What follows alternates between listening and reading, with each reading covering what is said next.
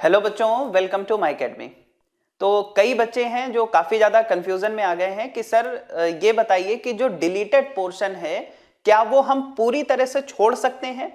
यानी कि वो टॉपिक्स जो सिलेबस से हटा दिए गए हैं, ठीक है, सीबीएसई के सिलेबस से हटा दिए गए हैं, क्या हम उन्हें पूरी तरह से छोड़ सकते हैं या फिर हमें उनमें से कुछ टॉपिक्स हैं जो पढ़ लेने चाहिए और कुछ टॉपिक्स हैं जिन पे बिल्कुल भी ध्यान नहीं देना चाहिए। तो सर एग्जैक्टली हमें करना क्या है ये बता दीजिए। बच्चों पहली बात तो आप जरा ये समझने की कोशिश करो कि अगर नीट का सिलेबस एक्चुअल में रिड्यूस हुआ होता, ठीक है, बात को बहुत ढंग से समझना, अगर नीट का सिलेबस एक्चुअल में रिड्यूस हुआ होता तो ये बच्चों कोई बहुत छोटी बात नहीं है और इतनी बड़ी बात केवल किसी बच्चे के क्वेश्चन आंसर में कवर करना मुझे थोड़ा सा बच्चों ये चीज कम समझ में आती है। मतलब कि अगर एक्चुअल में कुछ सिलेबस में चेंज है या कुछ सिलेबस रिड्यूस हुआ है तो इसके लिए एजुकेशन मिनिस्टर को एक अलग से सेशन लेना चाहिए था और उसके अंदर ये बात एक्सप्लेन करनी चाहिए थी, या फिर अगर ऐसा हुआ होता तो अलग से वो सेशन लेते, उसमें ये सारी चीजें बताते। लेकिन उन्होंने एक बच्चे के क्वेश्चन आंसर में ये चीज बताई है, तो बच्चों इस चीज को थोड़ा हमें समझ लेना चाहिए कि क्या एक्चुअल में सिलेबस रिड्यूस हुआ है। जैसा बच्चों वहां पर उन्होंने ये बोला कि उन्होंने कुछ 100 से 150 क्वेश्चन करने का वहां पर एक पॉइंट रखा है और जो भी उनकी बातें हैं, जैसा उन्होंने कहा कि जो भी आप सीबीएसई के अकॉर्डिंग पढ़ रहे हो, ठीक है, उसके बाद आप नीट के या जेई के क्वेश्चन सॉल्व कर पाओगे। बच्चों इस बात को जरा समझिए। यहां से जो मैं समझ पा रहा हूं वो ये है कि आपके पास चॉइसेस होंगी। जैसे मान लीजिए बच्चों मैं फिजिक्स की बात करूं तो फिजिक्स में हो सकता है कि 45 क्वेश्चंस ना हो करके आपके पास मोर देन 45 क्वेश्चंस हो, लेकिन करने सिर्फ आपको 45 होंगे, ठीक है। अब एग्जैक्टली कितने होंगे क्या होगा वो तो अब आगे ही पता चलेगा। लेकिन बच्चों जहां तक मैं इस चीज को समझ पा रहा हूं कि हो सकता है कि फिजिक्स में 45 क्वेश्चंस ना हो करके आपके पास 45 से कुछ ज्यादा क्वेश्चंस आपको दिए जाएंगे। अब वो कितने होंगे ये मुझे नहीं पता, ठीक है। बच्चों थोड़ी देर के लिए आप लेट कर लीजिए, ठीक है, एग्जैक्ट नंबर तो हमें नहीं पता, लेकिन थोड़ी देर के लिए सपोज कर लीजिए कि आपके पास 50 क्वेश्चंस आ गए। अब वो कितने होंगे एग्जैक्ट मुझे नहीं पता, लेकिन हाँ 45 से ज्यादा हो सकते हैं। तो बच्चों अब थोड़ी देर के लिए मान लो कि आपके पास 50 क्वेश्चंस फिजिक्स में रखे गए कि भाई ये 50 क्वेश्चंस हैं और इनमें से कोई भी 45 क्वेश्चंस आप कर दीजिए। तो जो सिलेबस बच्चों यहां पर रिड्यूस होने के बाद अब जो सिलेबस आपके पास है सीबीएसई का,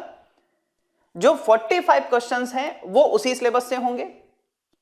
और हो सकता है कि जो 5 क्वेश्चन या 7 क्वेश्चन या 8 क्वेश्चन जो वो एक्स्ट्रा देंगे उनमें वो टॉपिक्स भी हो सकते हैं जो डिलीटेड हों, ठीक है। यानी कि अगर कोई बच्चा उन टॉपिक्स को छोड़ करके जा रहा है, उन टॉपिक्स को नहीं पढ़ के जा रहा है, तो भी उसके पास 45 क्वेश्चंस होंगे जो वो अटेम्प्ट कर सकता है। वो 45 क्वेश्चंस उसी सिलेबस से होंगे जो रिड्यूस होने के बाद अब जो फाइनल सिलेबस है उसमें से होंगे, ठीक है। और जो एक्स्ट्रा क्वेश्चंस होंगे, ठीक है, जो एक्स्ट्रा क्वेश्चंस होंगे वो उन टॉपिक से हो सकते हैं जो डिलीटेड हैं। तो इससे होगा क्या कि अगर कोई बच्चा उन टॉपिक्स को नहीं पढ़ के जा रहा है, उन टॉपिक्स को छोड़ करके जा रहा है पूरी तरह से, तो भी वो पेपर को पूरे अटेम्प्ट कर पाएगा। तो जो मुझे बच्चों समझ में आया उनकी बात से वो ये है था जो मैंने आपको बताया। अब इसमें सर हमें क्या करना चाहिए बच्चों, जरा बात समझिएगा। कुछ टॉपिक्स इस तरह के उसमें डिलीट किए गए हैं जिनके बिना आप उस चैप्टर को ही कंप्लीट नहीं कर सकते। जैसे मान लीजिए कि फोर्स का जो बेसिक आइडिया है वो आपने हटा दिया,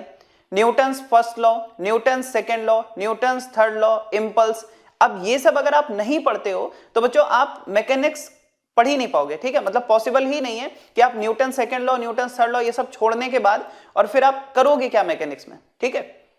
यानी कि बच्चों इन टॉपिक्स को तो मुझे नहीं लगता कि आपको छोड़ के जाना चाहिए, क्योंकि आप ये छोड़ रहे हो इसका मतलब आप पूरी मैकेनिक्स छोड़ रहे हो। तो बच्चों कुछ टॉपिक्स तो ऐसे हैं जिनके बिना आप पढ़ ही नहीं सकते आगे के टॉपिक्स। तो एक बात तो ये समझ में आती है भाई उन्हें तो मैं नहीं छोड़ना, उन्हें तो पूरा पढ़ना है। अब बच्चों दूसरा जरा समझो बात कि जैसे मान लीजिए अब आप में से कई ऐसे बच्चे होंगे जो कोई पहली बार तैयारी नहीं कर रहे हैं, इससे पहले भी आप पढ़ चुके हो। मान लीजिए कोई बच्चा है 2 साल तैयारी कर चुका है ऑलरेडी, यानी कि उसने लगभग पूरा सिलेबस पढ़ रखा है। अब मैं उन स्टूडेंट के लिए बता रहा हूं, जैसे मान लीजिए कि बच्चों डॉपलर इफेक्ट हटा दिया गया,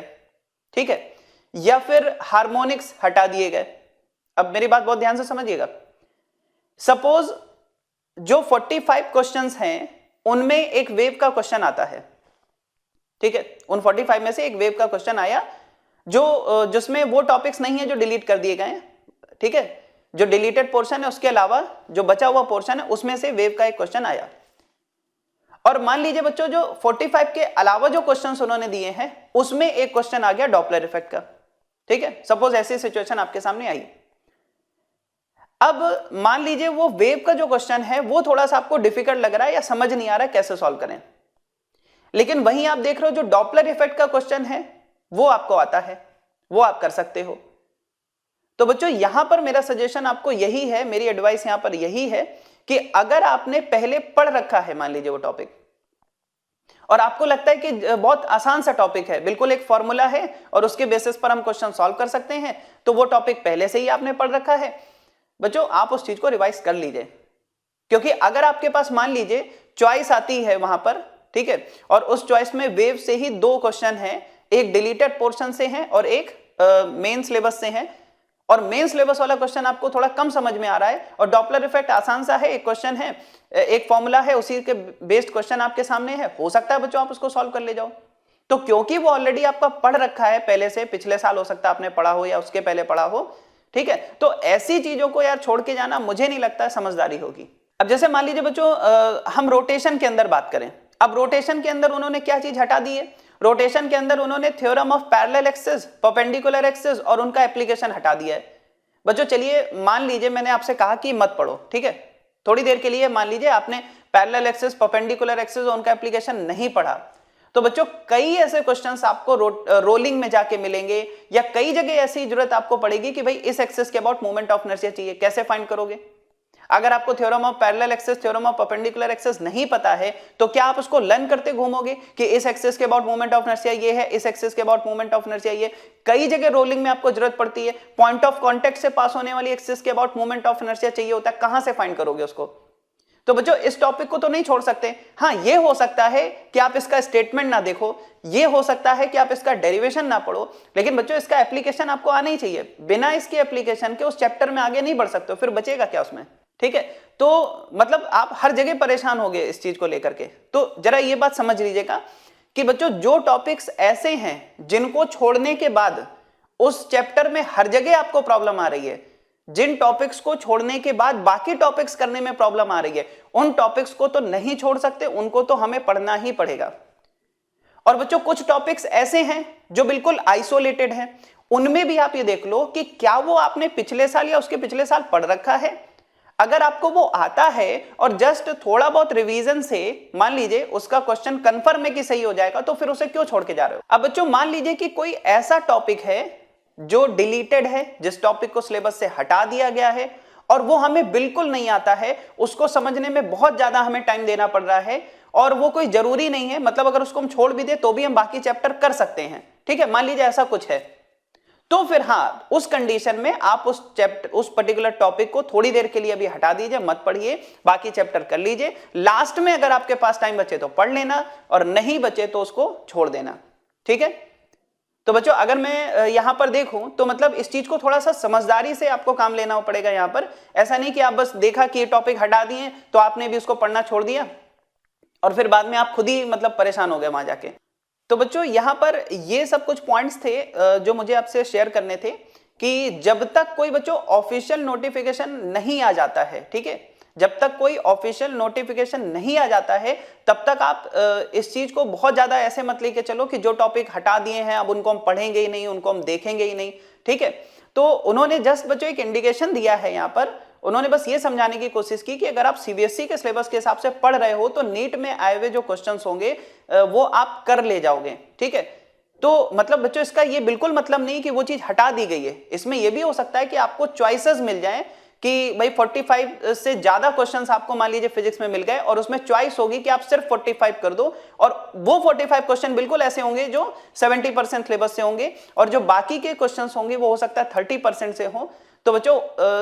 कुछ बच्चों के लिए तो बहुत ज्यादा अच्छी बात हो सकती है कि अगर मान लीजिए डॉपलर इफेक्ट पढ़ के चले गए, या फिर बच्चों जैसे हीट इंजन है, अब हीट इंजन हटा दिया गया सिलेबस से, लेकिन आपको पता है उसमें एक मान लो आपने पहले पढ़ रखा है उस चीज को, है ना, पहले पढ़ रखा है, आपको चीजें आती हैं, तो आपको पता है एक एफिशिएंसी का एक छोटा सा फॉर्मूला है, अगर वो फॉर्मूला आता है तो वो क्वेश्चन सॉल्व हो जाएगा। अब मान लीजिए बच्चों वहां पर आपके सामने हीट इंजन का क्वेश्चन आता है डिलीटेड पोर्शन में से, ठीक है, एक क्वेश्चन आपको मिल गया, वो 45 के अलावा क्वेश्चन है, लेकिन क्योंकि आपको दिख रहा है कि अरे इसमें तो एक फॉर्मूला लगा के आंसर मिल जाएगा, तो क्यों हम ऐसी गलती करें कि उसको ना पढ़ के जाएं या ना रिवाइज करके जाएं। ठीक है, तो मेरा बस ये कहना है कि अगर कोई टॉपिक डिलीटेड है और आपको बहुत ज्यादा डिफिकल्ट लगता है कि यार ये मुझे समझ ही नहीं आएगा, और दूसरा उस टॉपिक का बाकी टॉपिक से रिलेशन नहीं है, मतलब ऐसा नहीं कि उसको छोड़ दोगे, मतलब ऐसा नहीं कि उसको आपने छोड़ दिया तो बाकी जगह आपको कहीं दिक्कत आने वाली है, ठीक है, तो मतलब उस टॉपिक को छोड़ के भी बाकी चैप्टर पढ़ा जा सकता है और हमें उसको समझने में बहुत ज्यादा डिफिकल्टी आ रही है, तो बच्चों ऐसे टॉपिक को आप छोड़ दीजिए, मत पढ़िए, कोई दिक्कत नहीं। लेकिन बच्चों अगर उस टॉपिक का बाकी टॉपिक के साथ रिलेशन है, उसको छोड़ने के बाद बाकी चैप्टर में प्रॉब्लम आ जाएगी, तो उसको आप नहीं छोड़िए, या फिर अगर आपने पहले उस टॉपिक को बच्चों पढ़ रखा है, जस्ट एक रिवीजन से काम चल सकता है, तो भी उस चैप्टर को या उस पर्टिकुलर टॉपिक को पढ़ के जाइए। तो बच्चों जब तक हमें कोई ऑफिशियल नोटिफिकेशन नहीं मिल जाता इसका, तब तक के लिए आप ऐसी गलती ना करो कि जो टॉपिक डिलीटेड है वो बिल्कुल ध्यान ही नहीं दे रहे हो। तो जो मैंने बताया उस चीज को आप फॉलो करें, तो ये बच्चों आपके लिए ज्यादा बेनिफिशियल होगा। ठीक है।